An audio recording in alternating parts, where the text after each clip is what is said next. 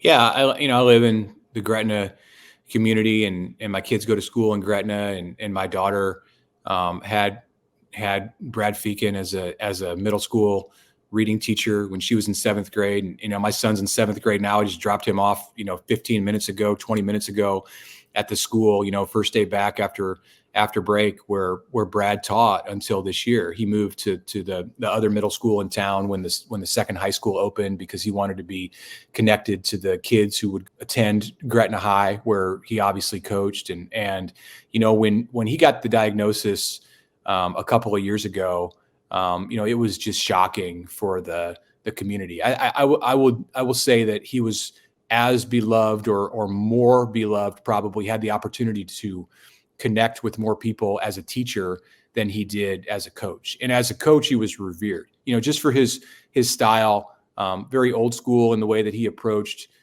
his practices and the discipline aspect of it. My seventh grade son went to his camps, as an elementary school kid, and Coach Feeken was invested with everyone. It didn't matter if you were Landon Pekorski, who's now a senior at Gretna and has been a 4-year contributor on that team, and is one of the many guys over Feek's 17 years or 18 years as the coach in this community that whose life was changed by Brad. It didn't matter if you were him or you were like a fourth grader, who could barely dribble. Like you felt like when you were in his gym that he knew you, and that he cared about you, that the fact that you were getting better. I'm talking about those camps. Obviously, when he's with his team during the season, it's much more focused on those 10 or 15 guys. But the impact that he had was, it's hard to even describe. And the Gretna community has been, alongside Brad and his wife Jenny and their family, from the beginning of this thing. And it was tough to see him coach through the pain that he was in because of the treatment that he had to endure for the last couple of seasons. But at least there was optimism because he seemed to be doing well.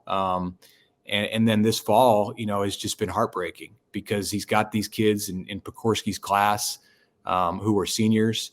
And this is a group that, like many others that he groomed and came up through that program with him and have a chance to, make a run at state in March. And he was not able, because of his illness taking a turn for the worse, to be able to be on the sideline with them for most of the season. So, Saturday night was something entirely different, and it was emotional and heartbreaking and jubilant all at the same time. So our whole family went to the game at Creighton Prep, and I was sitting next to another dad, who's been a coach in this community himself and a leader in youth sports.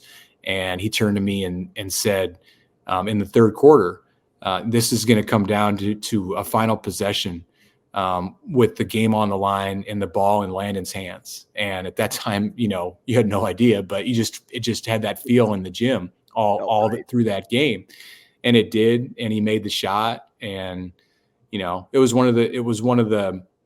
probably one of the more memorable sporting scenes that I've ever seen, at any level, just because of the news earlier in the day that Feek had died.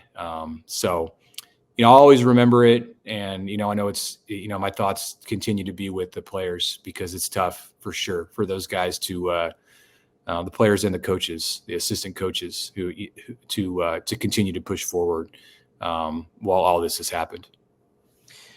Mitch, we appreciate your time. We appreciate your insight into that whole situation as well. I know it's been emotional for everybody in the Gretna community, so thank you for that, and we'll catch up with you again soon. Okay, thanks. Take care, guys.